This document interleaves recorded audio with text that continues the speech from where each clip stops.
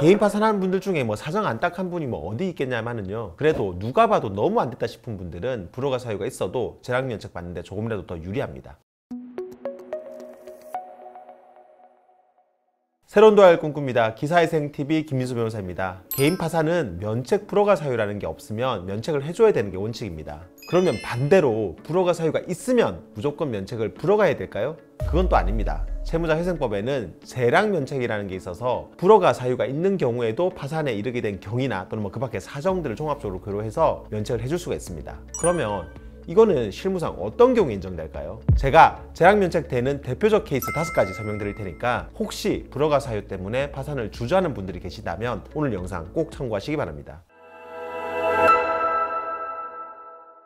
면책 불허가 사유가 있어도 재량면책 받는 첫 번째 케이스는 바로 불허가 사유 정도가 심하지 않고 가벼운 경우예요. 예를 들면 이제 파산 신청 전에 보험계약자 명의를 다른 사람으로 바꿨어요. 아니면은 또 내가 지분 가지고 있는 부동산이 있는데 그걸 빼먹고 파산 신청을 한 거예요. 이런 거는 이제 재산 은닉 또는 뭐 누락에 해당이 돼서 면책 불허가 사유거든요. 그런데 명의를 바꾼 보험사의 보험해약 환급금 액수가 얼마 안 되거나 또는 내가 신청서에 빠뜨린 부동산 지분을 팔아봤자 돈이 얼마 안 되는 경우라면요, 이럴 때는 설사 재산 은닉 같은 불허가 사유가 있어도 그 위반 정도가 중하지 않다고 봐서 이때는 재량면책을 받을 수가 있습니다. 두 번째는 빚이 생긴 이유나 그 빚이 늘어난 과정에서 채무자 잘못이 좀 적은 경우예요. 예를 들어 보면 내가 뭐 가족이나 지인들 연대보증을 서는 바람에 빚이 생겼다, 또는 뭐 지인 부탁으로 잠시 명의를 빌려줬더니 지인이 내 이름으로 대출을 받아가지고 안 갚는 바람에 빚을 내가 뒤집어 썼다, 뭐 이런 경우들을 생각해 볼 수 있어요. 이런 케이스들은 법적으로 내가 책임을 져야 되는 건 맞지만 그 돈을 내가 쓴 것도 아니다 보니 좀 억울한 상황이란 말이에요.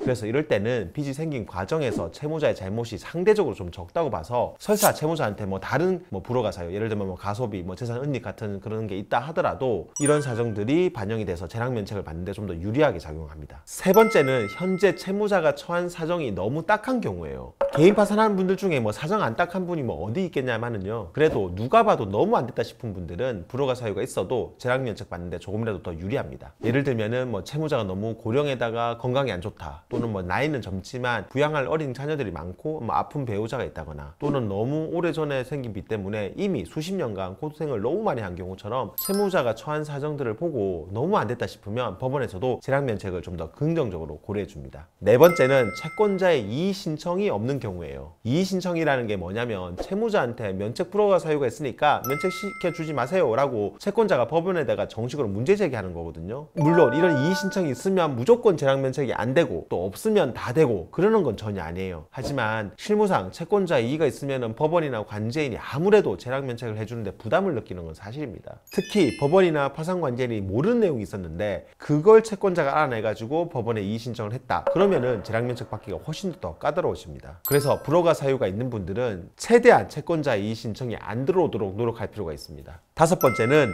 설사 불허가 사유가 있더라도 채권자들의 손실이 어느 정도 보상이 되었다면 재량면책 받을 확률이 올라갑니다. 예를 들면 파산 신청 전에 내가 뭐 지인이나 다른 채권자들한테 부동산을 넘겼는데 그걸 관제인이 부인권을 행사해서 도로 찾아왔어요. 그리고 그 부동산을 팔아가지고 채권자한테 나눠줬다. 그러면 비록 채무자한테 불허가 사유가 있어도 채권자들의 손실이 그 배당으로 회복되었다고 봐서 재량면책 받을 수가 있습니다. 그리고 통장에서 현금을 왕창 인출할 내역이 있거나 또는 뭐 개인한테 이체한 내역이 있는데 그 이유를 제대로 설명하지 못하는 경우라든지, 또는 뭐 빚을 진 이유가 주식, 도박, 과소비 때문인 경우도 다 면책 불허가 사유에 해당하는 데요. 이때도 문제되는 돈의 전부는 아니더라도 일부 금액이라도 최대한 마련해서 관제인한테 납부하고 그걸 채권자한테 나눠주게 되면은 채무자가 마련한 돈으로 채권자의 손실이 어느 정도 보상되었다고 봐서 재량면책을 받을 수가 있습니다.